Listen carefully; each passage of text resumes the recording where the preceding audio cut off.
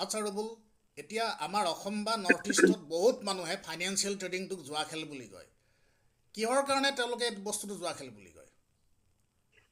এইটো জুৱা খেল বুলি ক'বলৈ মানুহৰ বাধ্য হৈ গৈছে, কাৰণ তেওঁলোকে প্ৰথমতে ট্ৰেডিং বুলি যিটো আপোনাৰ ট্ৰেডিঙৰ যিটো আৰম্ভণি কৰিছিলে মানুহে, এতিয়া ট্ৰেডিং বুলি ক'লে মানুহৰ আগতে কয় যে নাই বোলে মই পইচা দি দিছো, পইচা 1,00,000 টকা বোলে মোক বোলে 15 দিনত বোলে 10% এটা দিব, বা আপোনাৰ মাহত 10% এটা দিব, তেনেকুৱা বহুত ডাঙৰ ডাঙৰ স্কেম হৈ গ'ল। হুম, এই স্কেম খিনিৰ কাৰণে মানুহৰ বহুত বহুত বেছি ক্ষতি হ'ল।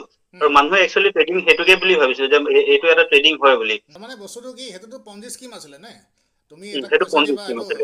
মাহেকত পইচা 50% দিয়া, মাহেকত পইচা হয় 20% দিয়া। হুম?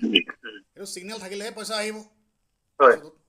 যে তেওঁ মাৰ্কেটৰ বিষয়ে জানিব লাগিব, তেওঁ হুম, গম পাব লাগিব যে কোনটো ষ্টক আজি ওপৰলৈ যাব, কোনটো তললৈ যাব, কোনটো হুম, তেওঁ ফাইনেন্সিয়েল খিনি কি হ'ব, সেই গোটেই বিতং ভাৱে তেওঁ যদি নজনাকে তেওঁ যদি এইভাগে বেলেগৰ হাতত পইচাটো দি পিনে তেওঁ ট্ৰেডিং কৰা বুলি কয়, সেইটো কেতিয়া ট্ৰেডিং নহয়। ট্ৰেডিং নহয়, বেলেগৰ হাতত পইচা দিয়ে এইটো ট্ৰেডিং নহয়। সেইটো সেইটো আপোনাৰ ডাইৰেক্ট গেমলিঙত গুচি গ'লগে। হুম, কাৰণ যিটো যিটো বিষয়ে মানুহজনে একোৱে নাজানে, হুম, সেই বিষয়টোৰ লগত যদি তেওঁ আপুনি বেলেগক পইচা দি আপোনাৰ যদি তেওঁ প্ৰফিট খাম বুলি ভাবে, তেওঁ কেতিয়া সফলো নহয়, আৰু সেইটো ডাইৰেক্ট হুম। গেমলিঙৰ লিখিয়ে গোটেই গেমটো গুচি গ'লগে। আৰু এটা কথা, ট্ৰেডিং কৰিবলৈ মানুহজনে নিজে জানিবই লাগিব।